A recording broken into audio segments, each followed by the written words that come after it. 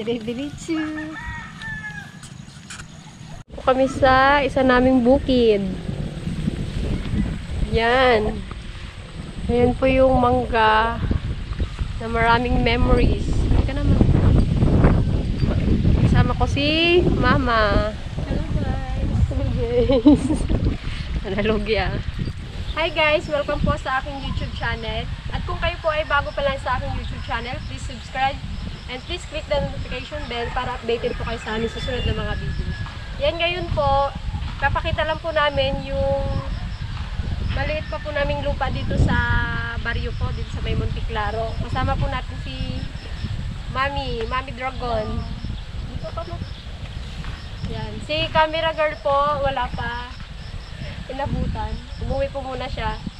Pagkatapos po namin dito, pupunta po kami sa farm para po magtanim po ng papaya. So, abangan nyo na lang guys. Salamat. Dito kami dati nakatira. Ito yung mangga. Dito nagsimula ang lahat.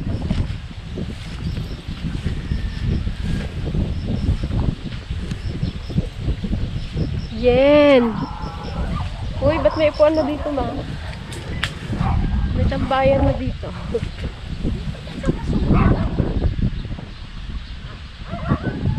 Ito yung mangga. Yung mga bata pa kami dyan. Naputol na. Dito kami naglulutuan.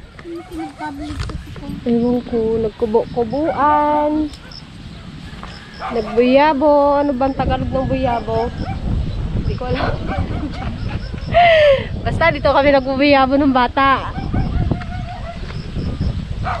Pag nakita kami ni Papa, kanya-kanyang takbo. Nadapa si camera girl, siya naabutan, siya ang may palo. Takbo pa siya sa tambak. Abutan, may palo.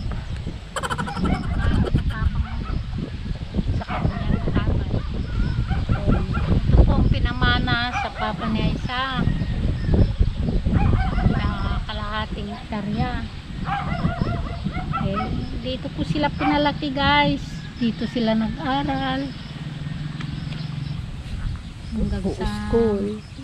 sabay-sabay na silang nag-aaral.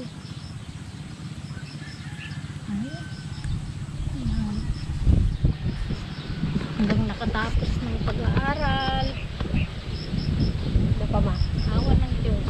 Nakaraos na lang. Nakaraos naman lagi sila. Pero malaking hirap din guys ang magpalaki ng anak. Mga Pitong anak. Amak mo yung 7. Plus 2 pa kami, siyam. Siyam kami sa isang bahay. Nag-aaral sila sa bayan guys. Lingguhan kung umuwi sila. Pagdating ng Biyernes, kinakabahan na ako. Yung ibibigay kong allowance na naman nila, uuwi sila ng Linggo. Kahirap talaga. Talagang iginapang namin sila. Utang dito para lang makatapos sila.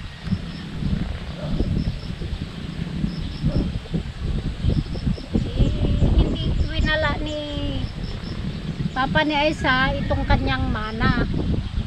Ang mga kapatid niya naibenta na't lahat ang mga mana nila. Kasi patay na rin ang mga in-laws ko. Mga lolo't lolo nila. Kaya pag mana po, hindi po dapat walain. Kasi malas daw sa buhay. Wala talaga. Yun ang sabi. Pwede mo rin itong ibenta, pero meron kang pagkakakitaan na doon mo lalagak yung pinagbentahan mo ng mana mo. Kung lupa rin yun o ano. Pwede rin, pero kami hindi namin winala. Awa ng Diyos naman.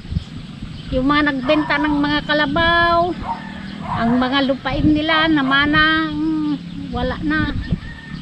Ayan ang nagpatapos sa amin. Ang pagsasaka. pagsasaka ng papa nila. Ay, wala pa siyang katulong noon guys. Siya lang mag-isa talaga ang nagsasaka sa 4 na hektarya. Siya lang. Nung una, nakikipagsakahan lang ho kami. Nagkikipagporsintuhan lang. Pag nakaani, kunti na lang matira sa amin. Ano, mula sa similya, papangutang mo, binhe, abono, pang-spray, upang tanim, upang bunot. Magastos pong magsaka guys. Kaya dapat may puhunan. Kung wala kang puhunan sa pagsasaka, hanggang sa pag-ani mo, maibabayad mo rin lahat. Mahirap po ang buhay ng magsasaka. Kailangan may puhunan. Buti naman at mga anak namin matiisin din sa hirap. Kung magkano lang yung iabot ko sa kanila, allowance nila ng 1 linggo, pagkasyahin nyo na yan. Nagigipag labandira sila sa bayan noon kay Kalising. Makadagdag lang sa kanilang allowance kasi bitin ko talaga yung binibigay kong allowance sa dami nila. Ng Diyos nakaano din kami sa kwan. Wala na akong pinapaaral. Ako na lang. Ako na lang guys. Ay, kahirap.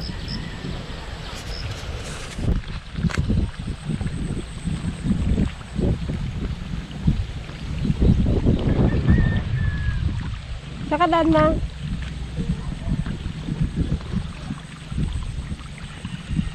Bali dito guys, may maliit na ano dyan, manos.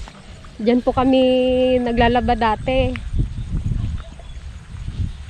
Dadalhin namin yung labahin, tapos dyan na lang namin lalabahan. Tapos sabay ligo na rin sa manos. Dito rin kami nangunguha ng kalumpit. Yan, yung puno na yun, yung malaki. At meron din pong ano dyan, sa aming dating bahay.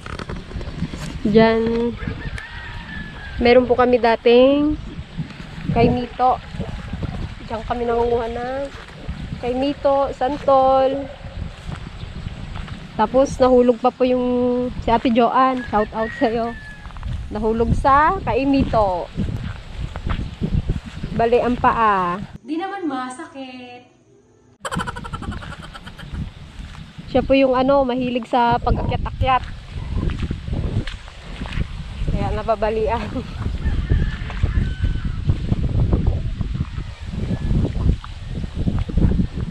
Nandyan po ang aming mga memories dati. Kaya lang iba hindi ko maalala kasi sobrang bata pa. Sobrang bata pa kami. May cameraman.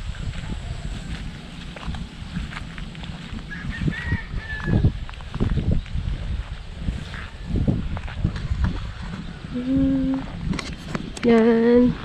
Uuwi po muna kami para kunin yung papaya.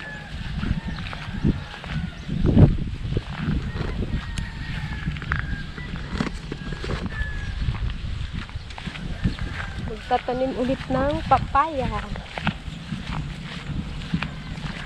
A few moments later. Yan guys, ito na po yung papaya na itatanim namin dito sa farm. Ililipat na po namin siya kasi hindi na po siya lalaki dito. Kaya transfer na lang namin dito sa may tabi ng manian. Tara guys, tanim moment ulit. Nakaliit naman siya. Ilang day pa to pa eh. Dito.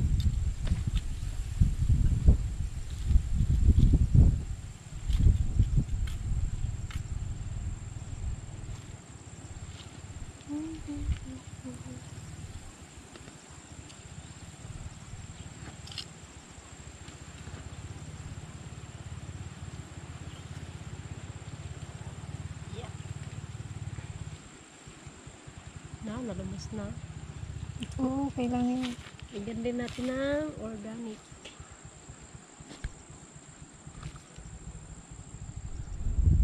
natin lalimin na. Laki ka ha. Parami ka ng bunga. Ano lang yan eh, yung dwarf. Dwarf ba ta? Maliit pa lang, may bunga na. Maulam ka na. Hindi ako nadiligan. Dwarf ba yan? O dilig ka?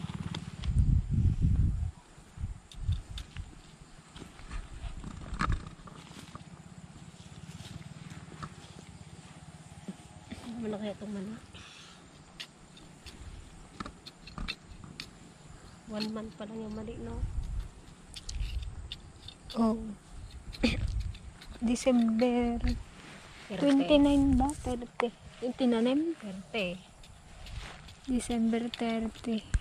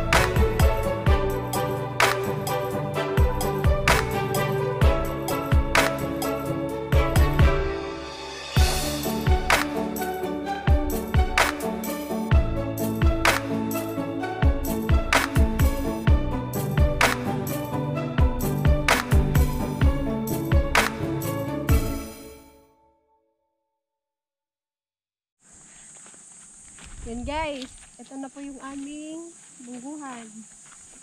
Oh, malakas sila. Malapit na sila ang bunga.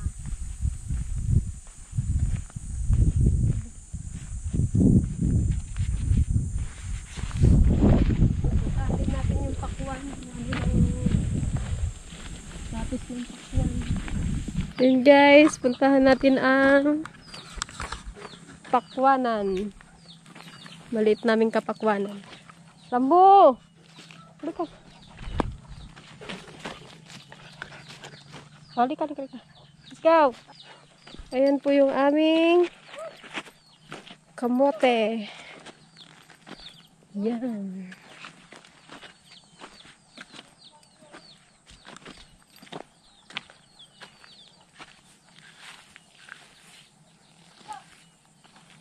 Wala pa yata ang bunga. You know.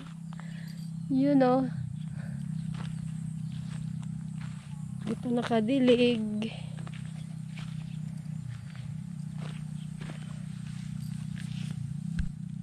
Wow! You know. Sana lumaki ka. Ba't gano'n? Nagatagilid.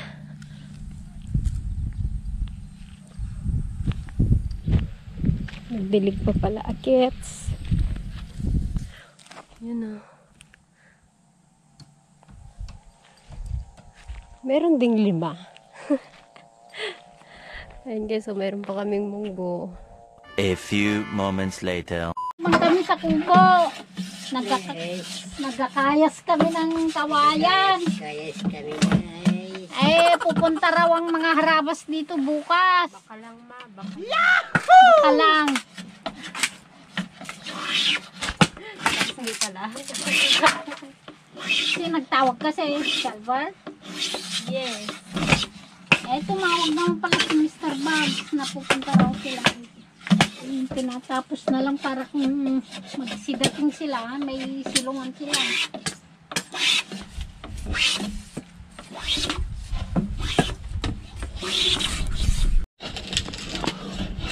Bago ka kaya sa ng kawayan. Secret. Para hindi bukbuking guys. Ayun. Bukin. Yeah. Tsaka, Para ano, pwedeng barnisan, ganun. Pangit kaswat. may nag-comment kasi, ba't kinakayasan daw eh, yung green nga daw, nakakaano nga daw to para hindi maano sa ulan. Magaspang kasi guys, pag hindi kayasan.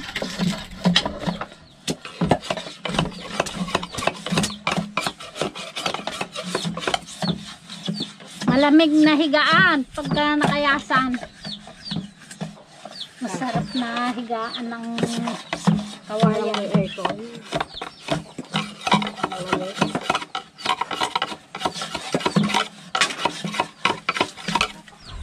Siya pang iyupa namin guys.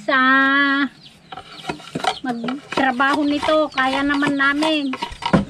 Kaya kami na lang.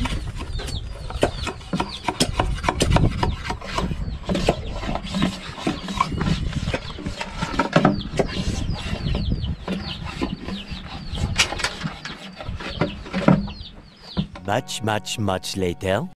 Hi guys! Yan, ngayon po kakauwi lang po namin. Shoutout po muna tayo.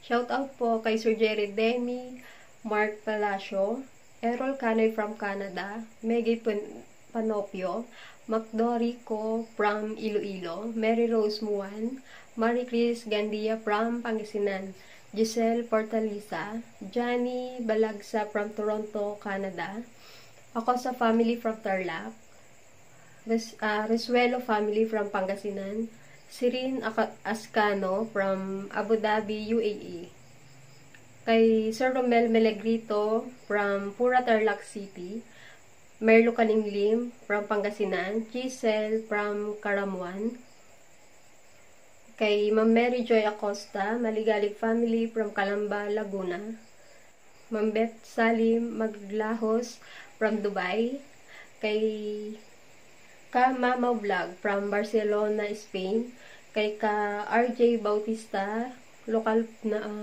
po ng Bago Distrito ng Cagayan West, kay Ma'am Princess Ayesha, Marita Lingdayag Victor, kay Ka May Serrano from Guam, USA, kay Sir Edward Amoroso, kay Sir Reynaldo Galamay from Qatar, and belated happy birthday po kay Ma'am Ev and Donna. Yan. Salamat po sa pagsuporta niyo po sa aming channel. Mag-iingat po kayo palagi and God bless po.